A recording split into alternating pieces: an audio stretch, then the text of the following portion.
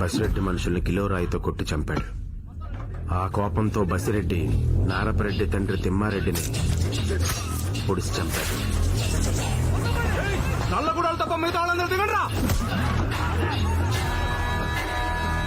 దాంతో నారపరెడ్డి బసిరెడ్డి తండ్రి లక్ష్మారెడ్డిని నరికేశాడు.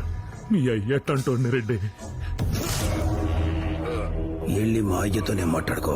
పండగల కొత్త బట్టలు కొనుక్కున్నట్టు ఏడాదికోసారో రెండేళ్లకోసారో ఈ కూనీలు జరుగుతూనే ఉంటాయి. బసిరెడ్డి వెరైటీస్ గనుల్లో బాగా సంపాదించాడు. రాజకీయాల్లో దిగాడు. 20 ఏళ్లుగా నియంతలా పరిపాలిస్తున్నాడు. మొట్టమొదటిసారి అతనికి ఎదురు నిలబడటానికి అపోజిషన్ పార్టీకి నారపరెడ్డి ఒక్కడే కనిపించాడు. అతన్ని ఒప్పించడానికి నియోజకవర్గ ఇన్ఛార్జిని ఇంటికి పంపించి మరీ బతిమాలారు. ఈసారి